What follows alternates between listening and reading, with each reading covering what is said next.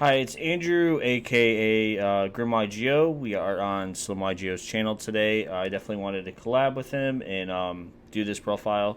But I was playing in a case tournament. I got first place. I went 8-1 in the tournament. I lost once in Swiss, sadly. But it was a really good tournament. I believe I played DRYTRON 3 times in the tournament, Striker twice. Dragon Link was actually very popular. I think there's like 3 Dragon Links in Top Cut, which was kind of crazy. Like Tri Brigade was getting the beat down in the tournament. I decided to play this for the tournament because about everything else was like very maybe like too aggro. Where like the most mid-range decks right now, 2 trade-offs basically make you win that matchup. Meaning, like if you have 2 interactions with them, it can essentially just stop their turn. And if you pilot DRYTRON right, it rewards you a lot. There's definitely tons of lines of trees to go, or decision trees to go, to get where you need and to be able to like play around cards. It gets very aggressive, especially like going second. Most of the time, I was confident with my resources that I was able to win those games. But we will jump into the list. Or actually, before we do that, shout outs to Sunny, Gamers Gauntlet, Team Grim IGO, Brian Angley, Casey Martin, Max Reynolds, and Jabron Ali, and his brother Gabriel, and all the competitive dudes in Michigan. But yeah, we'll jump into the list. It is 44 cards in the main deck. We play 3 Diviner, 2 Orange, and 1 Eva. Obviously, like if you're playing Pure, you can like turbo out Beatrice and fairy cards that way. But for this variant, especially for like playing Dragoons and stuff, like you literally just add Eva, then Orange Light, and pre-prep's just way too crazy in this deck. Essentially, like going second as well with that card is just super nice. Any way you can get like perfection out before you commit your cards is really nice. It triggers Ben 10, you add it back. But yeah, this is the best ratio. Usually, like add these 2. When you pitch these cards, you get to add Orange Light, another one. It just works out really good that way. And then the DRYTRON names, we play 10, 3 Alpha, 3 Zeta, 2 Delta, and then we also play 2 Gamma. It like literally like it doesn't matter what DRYTRON names you have. They literally all essentially do the same thing. They trigger your fairy cards, and then you go into Fafnir and Beatrice. So like no matter really what DRYTRON cards you have, like you're still able to play. It's just like going down different decision trees on how you're supposed to end your board.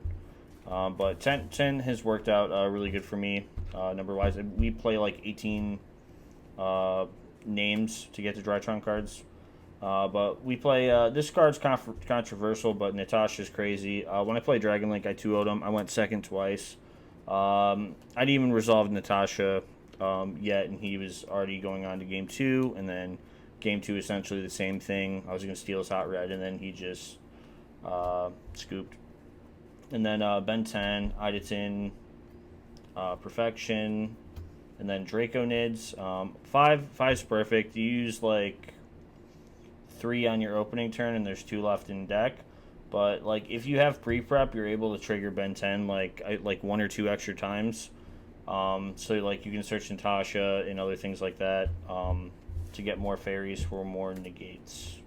And then more consistency cards: Fafnir, 3 Nova, 3 Emergency, and then 1 Foolish Burial. I think these are best ratio. It actually came up in Dragon Link where I had Fafnir and Meaty Notice, and you can't negate the ritual spell, which is funny. So that was pretty good. And then Call by the Grave. Literally just obviously the one of, but you have to play it. And the best card in the deck, we have 3 prep, or pre-prep, and then 3 prep of Rights, 1 Dawn, 1 Meaty Notice. This card is just insane in this deck. I definitely like would not play DRYTRON without it. If you're playing Ultimateness, I'd make the swap. You're able to trigger Ben 10 again, add it back, and then also like you can literally just with fairy cards or these 2, I can full Beatrice, or I can full DRYTRON combo by just making Beatrice and then going on from there. So there's tons of like cool things you can do with the deck, especially with like goofy hands. And then 3 droplets. I don't win a lot of die rolls. Prosperity is like a blank card in this deck. The deck's already so consistent. If there are issues you do feel you have with the deck, I don't say maybe shuffle better, but droplets was really good for me. Anytime you see it, you just win. And going second, you're a little more confident if you do have it, which is nice. And then for the garnets, but we kind of have to play this variant because so many hand traps. It either is a win con or it gives you another turn to reestablish yourself, which is really nice. But yeah, you got to play the goon for the decks like that play 15, 18 hand traps. Extra deck, Link Rebo, Masquerena, Anaconda, Phoenix, Unicorn, Boral Sword. Not much to say about these. They're the only controversial thing. People say access code, but if you notice, there's only one different attribute in the extra deck, which is Phoenix. So only going to pop 1 card. Boral Sword. There's a million ways to get to it. Ends games. I did not miss access code once. And then we have XYZs, 2 Fafnir, Beatrice, Downard, and Zeus. And yeah, I mean, you got to play. I don't think you have to play Leerlisk at all. Zeus, though, is just insane. Even the mirror match, like, I'll talk about that more when I get to the extra deck, or side deck. And then 2 Arclight, 1 Natis, and then the Dragoon to wrap it up. I'm pretty sure, like, the extra deck is pretty standard in most lists. And then side deck.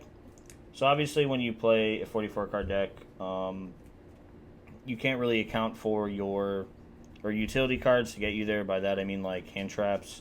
So that's one thing I like really had to figure out over the past like week on how to play this. And like, yeah, if you play DRYTRON, they still have orange lights, but you can.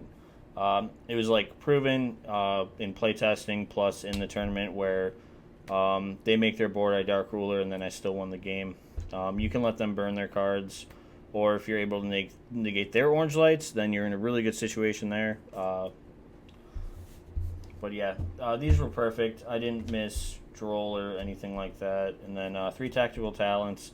These would be in the main deck if I won more die rolls, but I know personally that like I maybe win like 3 die rolls in a big tournament, and the rest I got to work hard for it. So when I go first, I put these in, or when I go against matchups, Tactical Talents is good in. We do that. 3 Twin Twister, Lightning Storm, Feather Duster, Red Reboot. The only thing I could say about like the side deck is it's just like there's all the meta decks in really good players tournament, but you also have to play Rogue. So like having 6 slots for like the Eldritch, Goofy variants, Frog deck, Alter Guys, things like that. Just having 6 cards for them. Most of your cards can play through their cards because they're not.